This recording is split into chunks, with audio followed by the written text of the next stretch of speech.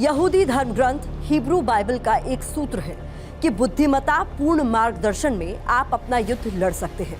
Hebrew Bible का यही सूत्र इजराइल की खुफिया एजेंसी मोसाद का शुरुआती मंत्र था, जिसके दम पर इजराइल ने अपने दुश्मनों को घर में घुसकर मारा।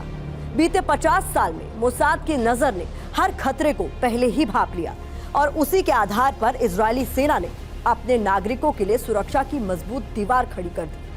बीते 7 अक्टूबर को फिलिस्तीन आतंकी संगठन हमास ने इजराइल की वही दीवार तोड़ दी। इजराइल ने अब हमास को हमेशा के लिए दफन करने की कसम खाई है, लेकिन सवाल इजराइल के लोगों को भी बेचैन किए हुए है कि हमास के इस हमले की भनक पहले क्यों नहीं लगी।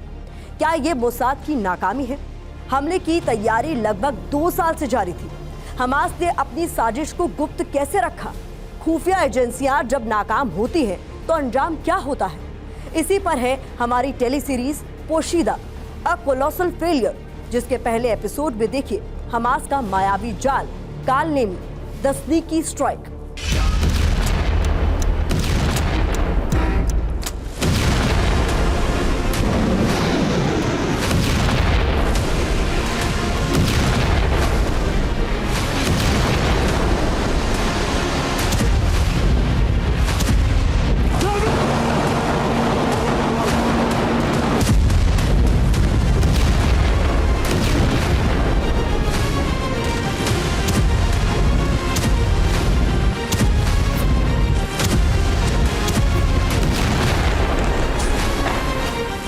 सात अक्टूबर 2023, गाजा पट्टी बॉर्डर, दक्षिण मध्य इजराइल। समय सुबह 6:30 बजे लोकल टाइम।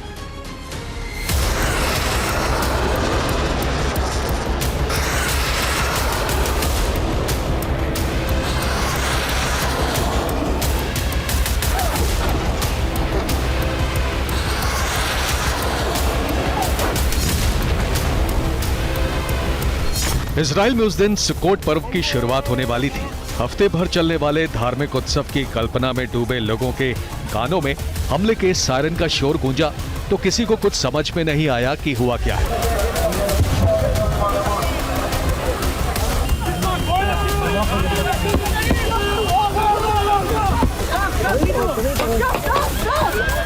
शेल्टर की तलाश में भागते इजराइल के लोगों को उड़ती उड़ती खबर मिली कि गाजा पट्टी से हमास के सैकड़ों उग्रवादियों ने जमीन, आसमान और भूमध्य सागर तीनों तरफ से हमला कर दिया है।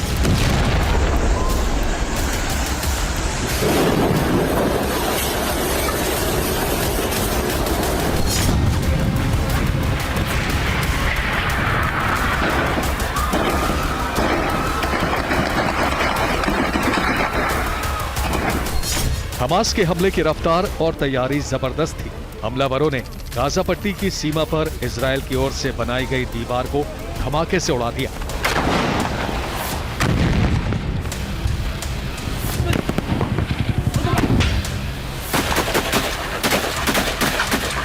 फिर बुलडोजर चलाकर घुसपैठ का रास्ता बनाया।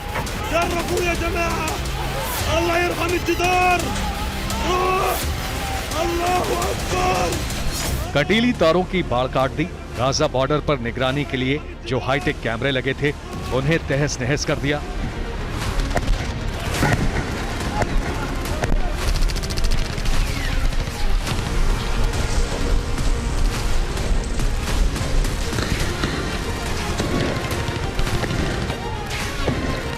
इजरायली डिफेंस फोर्स की ऑटोमेटिक मशीन गन के टावर बम से उड़ा दिए।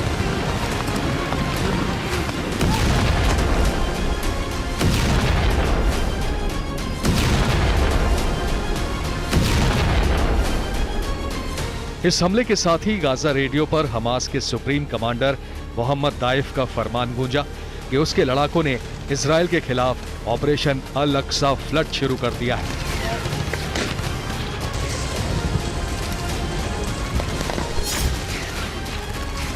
कमांडर दाइफ का हुक्म था कि फिलिस्तीन के लोगों के हाथ में जो भी हथियार आए उसी से इजरायलियों की बस्तियों में कत्लेआम शुरू कर दें।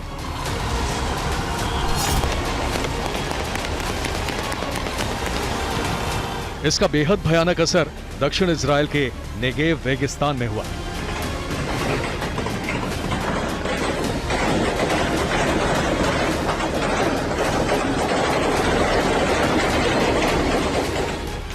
7 अक्टूबर 2023, रीम, दक्षिण जिला, इजराइल। समय सुबह 7 बजे।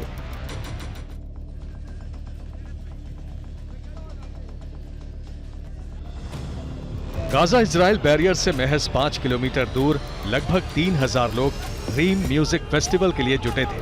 रात का खुमार अभी उतरा भी नहीं था कि रॉकेट हमले का सायरन बजा और भगदड़ मच गई।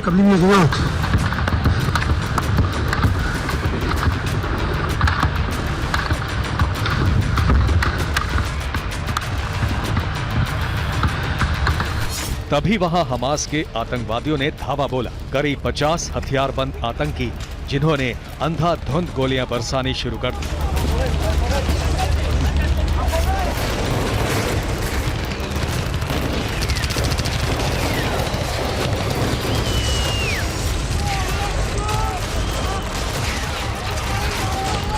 कुछ लोगों को धारदार हथियार से काट डाला तो कुछ को जिंदा जला दिया। पलक झपकते ही 250 से ज्यादा लोग मारे जा चुके थे। जब तक इजरायली पुलिस या सेना वहां पहुंचती, हमास के आतंकी ढेर सारे लोगों को अगवा करके लापता हो चुके थे।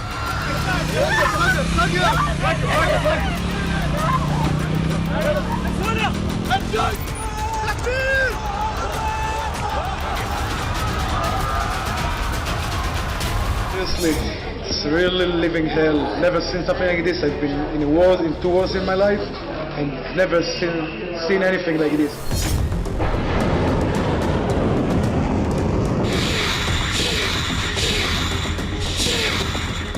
हमास के इस हमले के सामने दुनिया का सबसे मजबूत एयर डिफेंस सिस्टम ध्वस्त हो चुका था।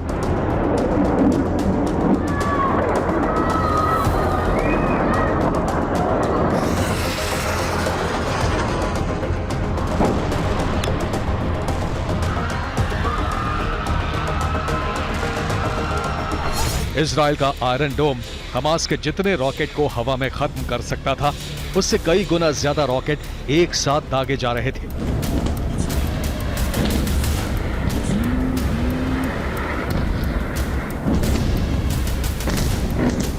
हमले के 12 घंटे बीतते बीतते इजराइल की सरकार युद्ध का ऐलान कर चुकी थी।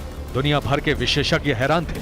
इस हमले की तुलना साल 1941 के पर्ल हार्बर और 9/11 के आतंकी हमले से की जा रही थी।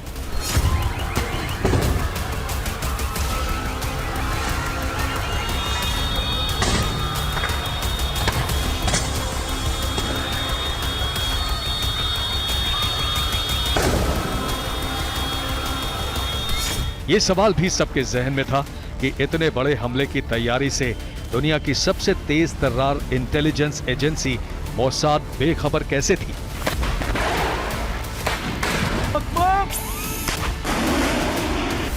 गाजा पट्टी में इजराइल के लोगों, इजरायली सेना और मोसाद से घिरे हमास के आतंकियों ने इस हमले को इतना पोशीदा कैसे रखा? 24 घंटे नजर चौकन्ना रहने वाले अमेरिकी खुफिया एजेंसी CIA को भी इसकी भनक तक नहीं लगने पाई।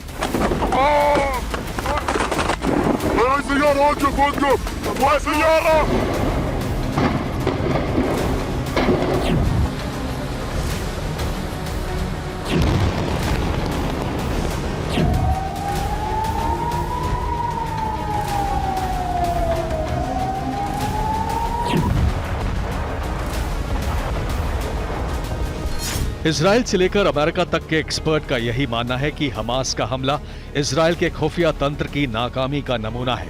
वो खुफिया तंत्र जिसमें institute for intelligence and operation यानी मोसाद के साथ अमन यानी इजरायली मिलिट्री इंटेलिजेंस और इजराइल की आंतरिक खुफिया एजेंसी शिन बेट के धुरंधर एजेंट शामिल हैं। इसी खुफिया नेटवर्क ने पिछले 50 साल से ये विश्वास पैदा किया था कि इजराइल में कोई परिंदा भी पर नहीं मार सकता।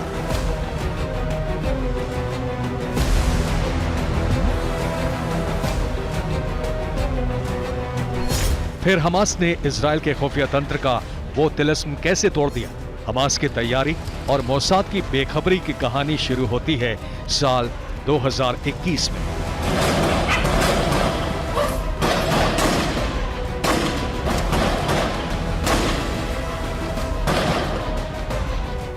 हमास के हमले से 2 साल 5 महीने पहले 7 मई 2021 अल-अक्सा मस्जिद, पूर्वी यरूशलेम, समय शाम लगभग 7 बजे।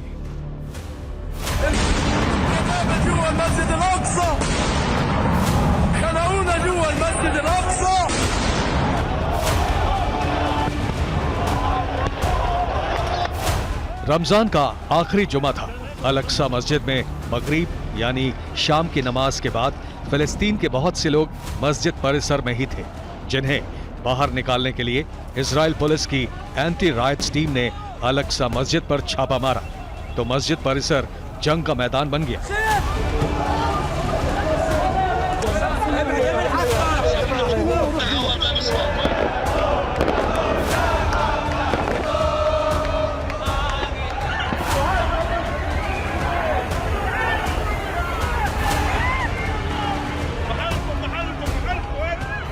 अगले 15 दिन तक गाजा पट्टी से लेकर वेस्ट बैंक तक फिलिस्तीन उग्रवादी समूहों और इजरायली डिफेंस फोर्स के बीच हिंसक झड़प होती रही।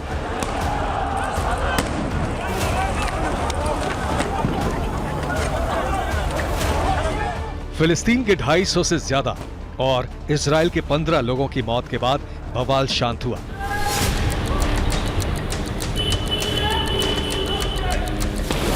लेकिन ये सवाल सुलगता रहा कि पूरे इजराइल को इस्लामिक राष्ट्र बनाने की कसम खाने वाले आतंकी संगठन हमास ने इतनी जल्दी सरेंडर कैसे कर दिया।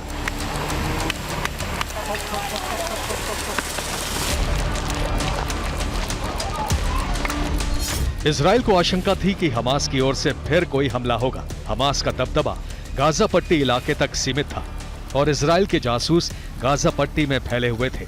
लिहाजा इजराइल को यकीन था कि वो हमास को आसानी से हैंडल कर लेगा।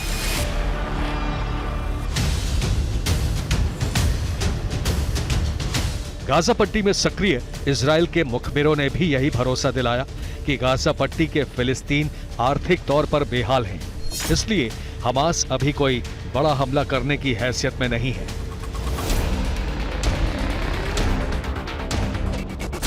इसी बीच फिलिस्तीन के अधिकार क्षेत्र वाले वेस्ट बैंक इलाके में एक नया आतंकी गुट सक्रिय हुआ, जिसका नाम है जेनिन ब्रिगेड।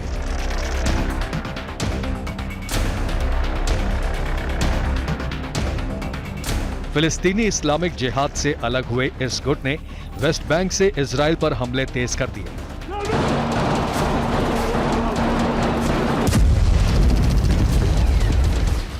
वेस्ट बैंक में हमास के विरोधी गुट फतेह का दबदबा है, जिसका इजराइल के साथ युद्ध विराम हो चुका था। वेस्ट बैंक में जेनिन ब्रिगेड नया सिरदर्द बना तो गाजा की चिंता छोड़कर इजरायली सेना ने वेस्ट बैंक पर ध्यान देना शुरू कर दिया।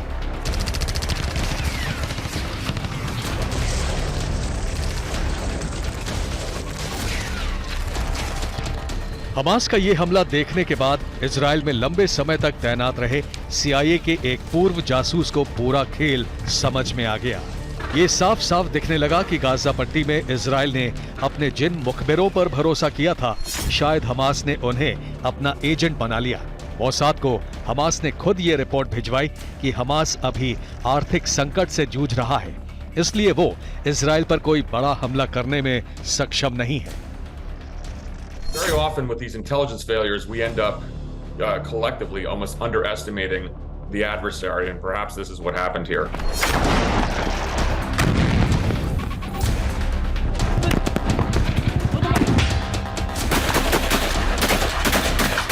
हमास के आतंकियों का हमला इजराइल अरब वॉर की 50वीं बरसी के ठीक अगले दिन हुआ था। हमास की तैयारियों की खबर पहले से होते हुए भी मोसाद और इजरायली आर्मी बेखबर थी।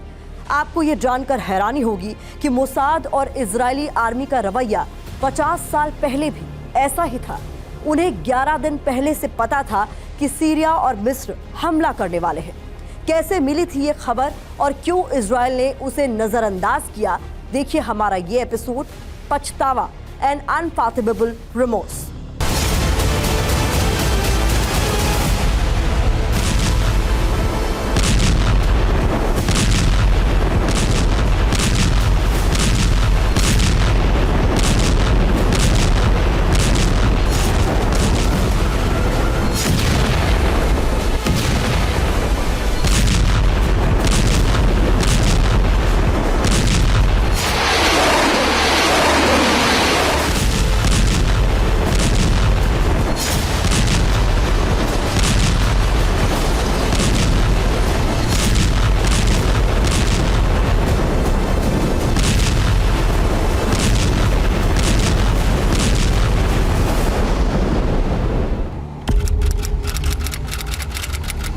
25 सितंबर 1973, तेल अवीव, इजराइल। इजराइल की राजधानी तेल अवीव से गैलिली और हाइफा की तरफ जाने वाले हाईवे पर गाड़ियों का एक काफिला तेजी से आगे बढ़ रहा था। ये काफिला इजराइल की तत्कालीन प्रधानमंत्री गोल्डा मायर का था, जिनके साथ इंटेलिजेंस एजेंसी मोसाद के डायरेक्टर ज्वी जमीर भी थे। प्रधानमंत्री गोल्डा मायर का काफिला तेल अवीव के उत्तर में भूमध्य सागर के किनारे पहाड़ी पर बनी एक इमारत पर रुका। ये बिल्डिंग मोसाद का गेस्ट हाउस थी, जहां एक खास मेहमान गोल्डा मायर का इंतजार कर रहे थे। जिस मेहमान से मिलने के लिए गोल्डा मायर अपने तयशुदा कार्यक्रम छोड़कर मोसाद के गेस्ट हाउस पहुंची थी, उनका नाम था किंग हुसैन बिन तलाल, इजराइल के पड़ोसी और कट्टर दुश्मन जॉर्डन के किंग हुसैन, जिनके साथ जॉर्डन के प्रधानमंत्री जैद रफाई और इंटेलिजेंस चीफ जनरल फतही अबू तालिब भी थे। किंग हुसैन के इजराइल दौरे की किसी को भनक तक नहीं थी। वो जॉर्डन एयरफोर्स के हेलीकॉप्टर से डेड सी तक पहुंचे थे और वहां से तेल अवीव आए थे इजरायली एयरफोर्स के स्पेशल हेलीकॉप्टर में। इजराइल की प्रधानमंत्री गोल्डा मायर से मिलते ही जॉर्डन के किंग हुसैन ने धमाका कर दिया। उन्होंने बताया कि बहुत जल्द सीरिया और मिस्र एक साथ इजराइल पर हमला करने वाले हैं। किंग हुसैन को ये जानकारी 15 दिन पहले मिली थी, जब वो सीरिया के तत्कालीन राष्ट्रपति हफीज अल असद और मिस्र के राष्ट्रपति अनवर सादात से मिलने के लिए मिस्र की राजधानी काहिरा गए थे। हमले की तारीख की जानकारी किंग हुसैन को नहीं थी, लेकिन ये बात वो दावे के साथ बता रहे थे कि मिस्र और सीरिया का इजराइल पर हमला बहुत जल्द होगा।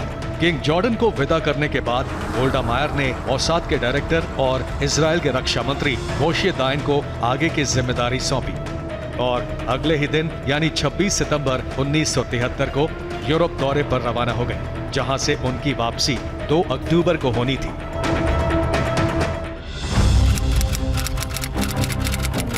एक अक्टूबर 1973, स्वेज नहर, मिस्र के राष्ट्रपति अनवर सादात ने स्वेज कैनाल के पास अपनी सेना के युद्धाभ्यास का ऐलान कर दिया। 7 अक्टूबर 1973 तक चलने वाले इस युद्धाभ्यास में शामिल होने के लिए मिस्र के रिजर्व सैनिकों को भी तलब किया जा चुका था।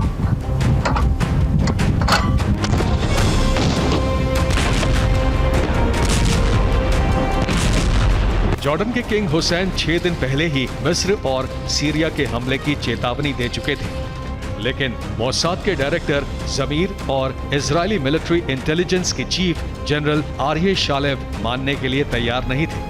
उनका विश्लेषण ये था कि 1967 की जंग में मिस्र और सीरिया की एयरफोर्स को इजराइल ने तहस नहस कर दिया है और जब तक मिस्र की वायुसेना के पास इजराइल से ज्यादा संख्या में फाइटर प्लेन नहीं होंगे, तब तक वो इजराइल पर हमले के बारे में सोच भी नहीं सकते।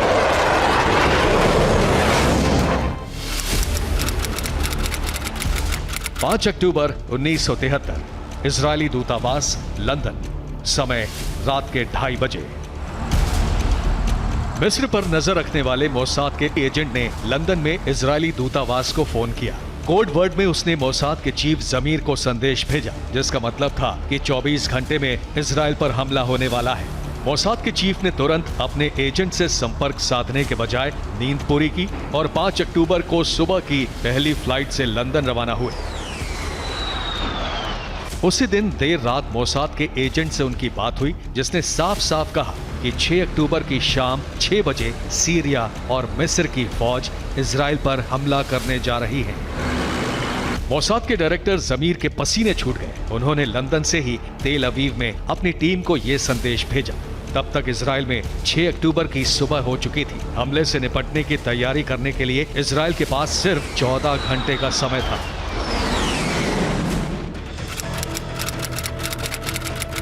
सात अक्टूबर 1973, गोलन पहाड़ी, इजराइल, समय शाम 6 बजे। इजराइल पर सीरिया और मिस्र की सेना ने एक साथ हमला किया। इन्हें रोकने के लिए इजराइल के पास सिर्फ अपनी वायु सेना का सहारा था, क्योंकि जमीन पर इजराइल का पलटवार 3 लाख रिजर्व सैनिकों के भरोसे थे, जिन्हें बुलाने और मोर्चे पर भेजने के लिए कम से कम 3 दिन का समय लगता। उतना समय इजराइल के पास नहीं था।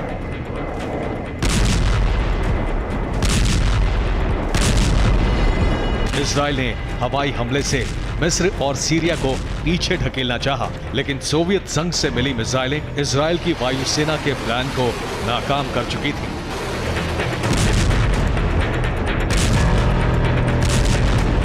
खुफिया एजेंसियों का बुनियादी नियम है कि छोटी से छोटी सूचना को भी नजरअंदाज नहीं करना है, लेकिन इजराइल ने 1973 में एक राष्ट्राध्यक्ष से मिली खबर को भी नजरअंदाज किया।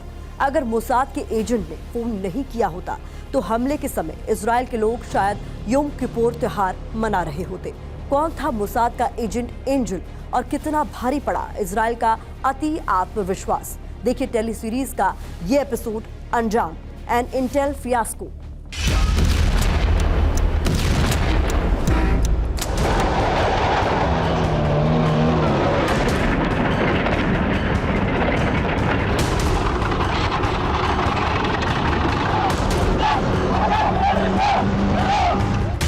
अक्टूबर 1973, गोलन पहाड़ी, इजराइल। समय शाम 6 बजे।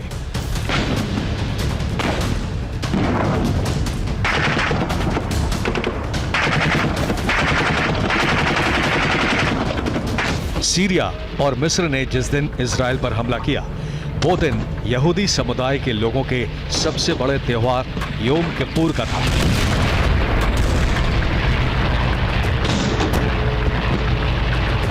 इजराइल के लोग त्योहार भूलकर अरब देशों के हमले के तांडव से सहमे हुए थे।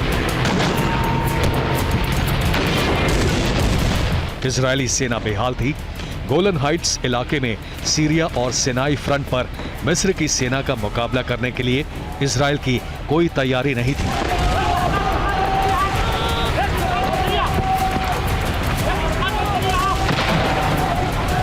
सोवियत संघ के आधुनिक हथियार अरब गठबंधन के पास थे, जिनसे निपटने के लिए इजराइल की प्रधानमंत्री गोल्डा मायर ने अमेरिका से मदद की गुहार लगाई।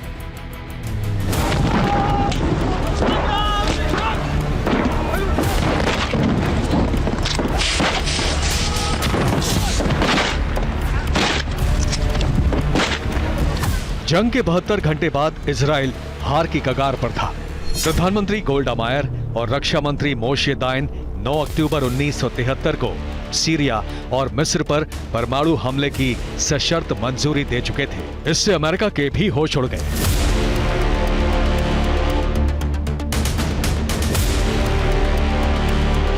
चौदह अक्टूबर को अमेरिका के हथियारों की खेप इजराइल पहुंची तो जंग की तस्वीर बदलने लगी।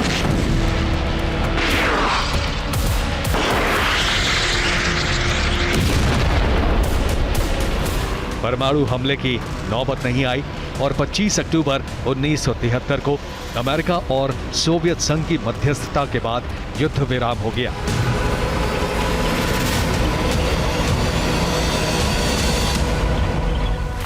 इस जंग में इजराइल के 2800 और सीरिया मिस्र के लगभग 18,000 सैनिक मारे गए। जंग खत्म होने के बाद इजराइल में ये सवाल सुलगता रहा कि जॉर्डन के किंग हुसैन की चेतावनी के बावजूद इजरायली सेना जंग के लिए तैयार क्यों नहीं थी। इजराइल में चर्चा इस बात पर भी थी कि हमले से 24 घंटे पहले आगाह करने वाला मोसाद का वो एंजल कौन था।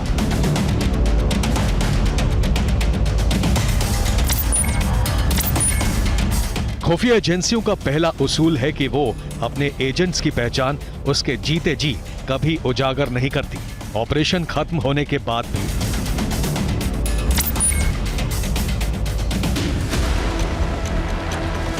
लेकिन साल 2002 में इजराइल के एक लेखक ने मोसाद के सूत्रों के हवाले से खुलासा किया कि मोसाद का एजेंट मिस्र के तत्कालीन राष्ट्रपति गमाल अब्दुल नासिर का नजदीकी रिश्तेदार था, जिसे मोसाद के लोग मिस्र का दामाद कहा करते थे।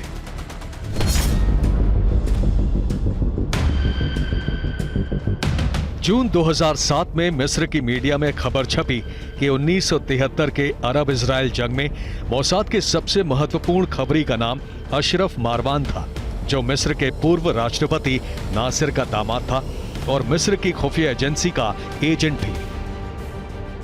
मोसाद ने उसे डबल एजेंट बनाया था। अरबपति कारोबारी की पहचान रखने वाले अशरफ मारवान को मोसाद के अफसर एक मीटिंग के लिए 50,000 पाउंड फीस देते थे और मोसाद के नेटवर्क में अशरफ मारवान का कोड नेम था Babil. He became an Israeli spy. It was money, it was adventure, he was a special character.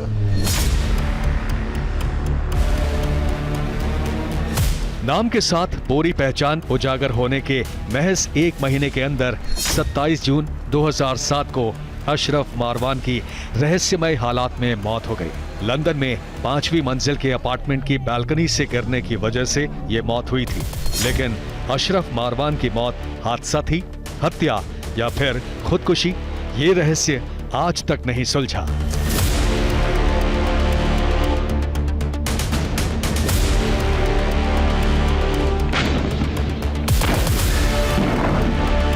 पचास साल पहले अगर अमेरिका ने हथियार नहीं भेजे होते तो अपनी खुफिया एजेंसियों की नाकामी इजराइल को बहुत भारी पड़ती। वो हमला सीरिया और मिस्र की सेनाओं ने किया था, जिनके पास अपने हथियार थे, और सोवियत संघ ने भी बड़ी खेप भेज रखी थी। लेकिन इस बार तो हमला एक आतंकी संगठन ने किया है, जिसका नेटवर्क गाजा पट्टी तक ही है। 24 घंटे इजराइल की निगरानी में रहने वाले गाजा पट्टी में हमास के पास इतने हथियार कहां से आए? इसी पर देखिए टेली सीरीज का ये एपिसोड, जाल, द डार्क सिंडिकेट।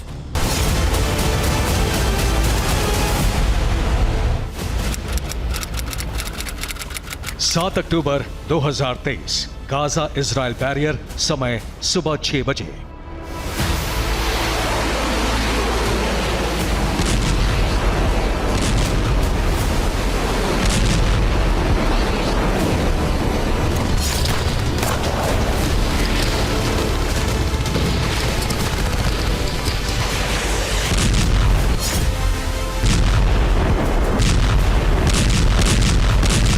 इजराइल पर हमास के आतंकवादियों का हमला जितना गंभीर था, उसका तरीका उतना ही सनसनीखेज। हमास के आतंकियों ने भूमध्य सागर से एम्फीबियस बोट्स के जरिए धावा बोला, आसमान से पैराग्लाइडर्स के जरिए इजराइल की दीवार फांद कर आए और जमीन से इतने रॉकेट दागे कि इजराइल का एयर डिफेंस सिस्टम आयरन डोम बेअसर हो गया। अब सवाल ये उठ रहा है कि हमास के आतंकियों के पास जंग के इतने साजो सामान कहां से आए, वो भी तब जबकि फिलिस्तीन के गाजा पट्टी या वेस्ट बैंक इलाके में हथियार तो दूर, छोटी मोटी मशीनरी बनाने की भी कोई फैक्ट्री नहीं है। हमास को हथियार कहां से मिलते हैं, ये समझने के लिए गाजा पट्टी के उत्तरी छोर के नीचे बने एक पाताल लोक की ओर चलते हैं।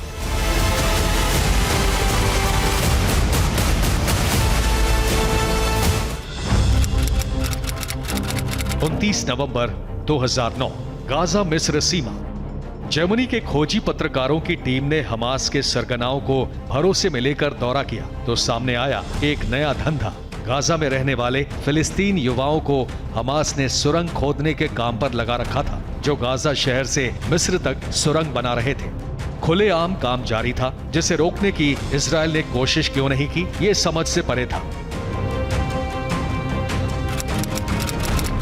13 अक्टूबर 2013, इजराइल बॉर्डर के पास गाजा सिटी। इजराइल के हमले के बाद गाजा सिटी में लगभग 1.25 किलोमीटर लंबी एक सुरंग बर्बाद हो गई। ये सुरंग बाड़बंदी पार करके इजराइल की सीमा तक जाती थी। इजरायली डिफेंस फोर्स के अधिकारियों ने यही माना कि हमास के आतंकी शायद इजराइल में घुसपैठ करने और लोगों को अगवा करने के लिए सुरंग का इस्तेमाल करने वाले थे। इन्हीं सुरंगों के पास खुले मैदान में हमास ने नाबालिग बच्चों को हथियार चलाने की ट्रेनिंग देनी भी शुरू कर दी, लेकिन इजरायली खुफिया एजेंसियां बेखबर रहीं। ये सवाल भी उन्होंने अनदेखा कर दिया कि आतंकी ट्रेनिंग कैंप में इतने हथियार कहां से आ रहे हैं। गाजा पट्टी में सुरंगों का जाल फैलता गया, जिसका बखान करने के लिए गाजा पट्टी क्षेत्र में हमास के चीफ याह्या सिनवार ने एक वीडियो जारी किया। 28 जुलाई 2022।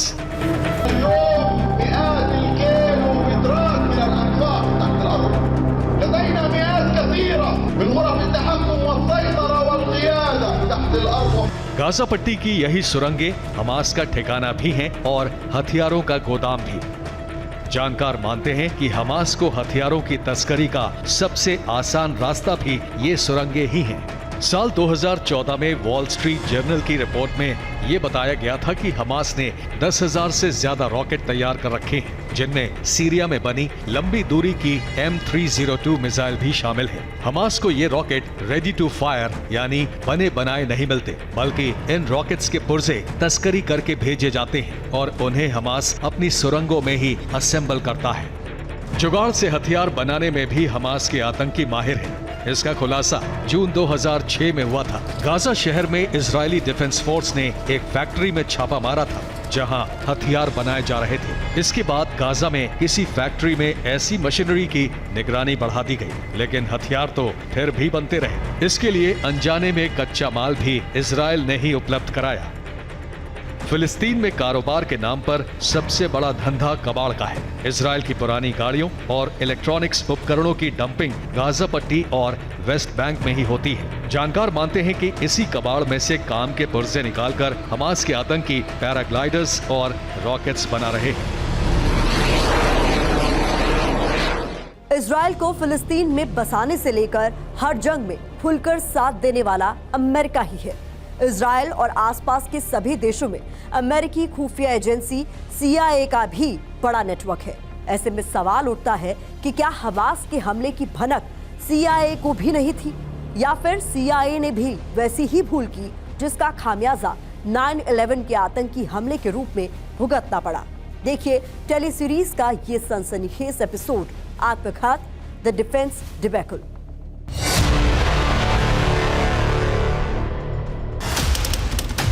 12 October 2000, Aden port, Yemen.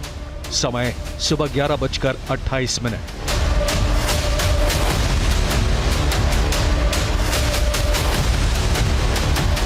Yemen के बंदरगाह पर अमेरिकी नौसेना का डिस्ट्रॉयर USS कोल ईंधन भरवाने के लिए रुका था। तभी बारूद से भरी एक बोट अमेरिकी युद्धपोत से टकराई,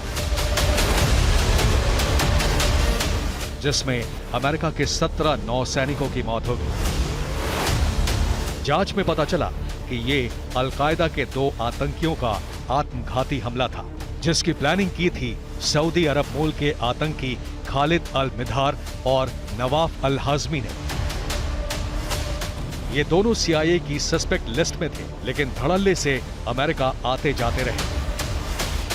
उन्हें किसी ने नहीं रोका।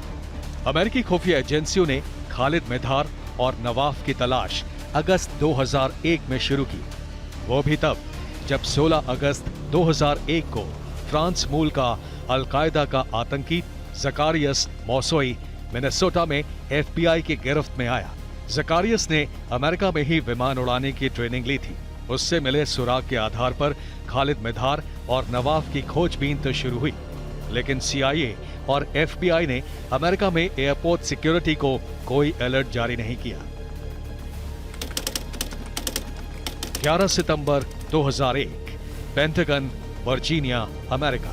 समय सुबह 9:37।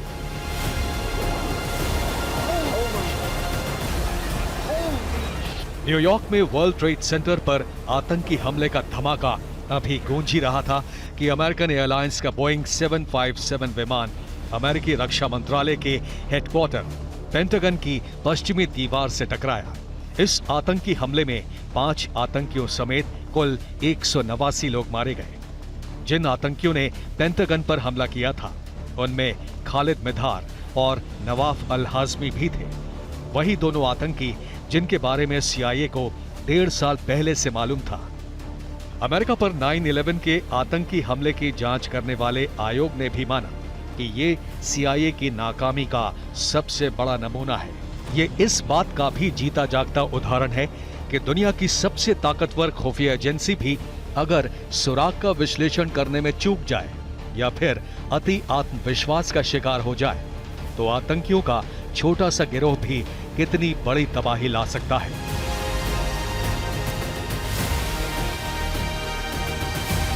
हमास का इजराइल पर आतंकी हमला अगर मोसाद की नाकामी का नतीजा है, तो हमास को पैदा करना इजराइल की सबसे बड़ी राजनीतिक भूल। 75 साल पहले फिलिस्तीनी अरब लोगों के साथ इजराइल का जो जमीन का झगड़ा शुरू हुआ था वो जिहाद में कैसे बदल गया? गाजा पट्टी को खंडहर बनाकर क्या इजराइल भविष्य में चैन की नींद सो पाएगा? इन्हीं सवालों का जवाब देखिए टेली सीरीज के इस एपिसोड में अंतहीन शैडोज ऑफ टुमारो। 29 नवंबर 1947, संयुक्त राष्ट्र मुख्यालय न्यूयॉर्क। संयुक्त राष्ट्र महासभा को उस दिन ऐतिहासिक फैसला करना था। फिलिस्तीन का 2 हिस्सों में बंटवारा किया जाना था, जिसके लिए 2 साल की माथापच्ची के बाद नक्शा तैयार था। फिलिस्तीन के कुछ हिस्सों को यहूदी राज्य बनाया जाना था, बाकी हिस्सा फिलिस्तीनी अरब लोगों को देने का प्रस्ताव था।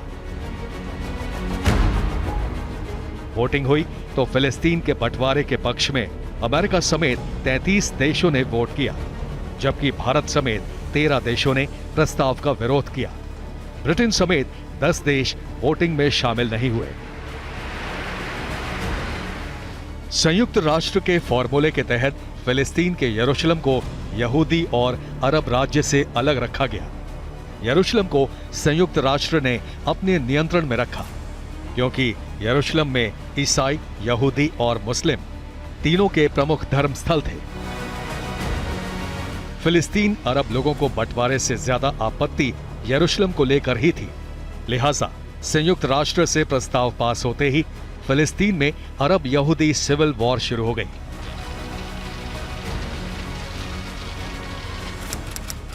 चौदह मई 1948, तेल अवीव, इजराइल।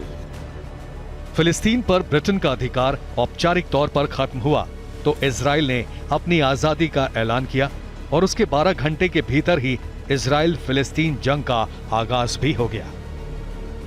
अरब देशों ने फिलिस्तीन के समर्थन में इजराइल पर हमला कर दिया, जिसमें जीत इजराइल की हुई, लेकिन फिलिस्तीन उसी दिन से एक अंतहीन जंग का मैदान बन गया।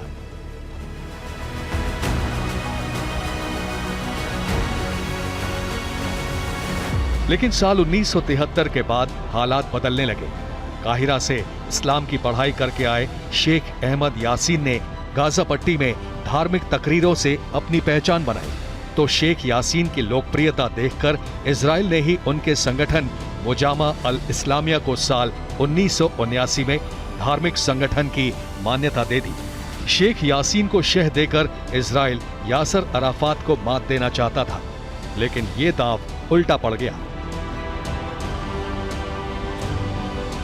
शेख यासीन ने गाजा पट्टी में इस्लामिक यूनिवर्सिटी खोली, जिससे पढ़कर निकले नौजवानों ने धार्मिक कट्टरता का रास्ता चुना और 10 दिसंबर 1987 को शेख यासीन ने अपने धार्मिक संगठन को हमास बना दिया, जिसका एक ही मकसद है कि हथियारों के दम पर इजराइल समेत पूरे फिलिस्तीन को इस्लामिक देश बनाना।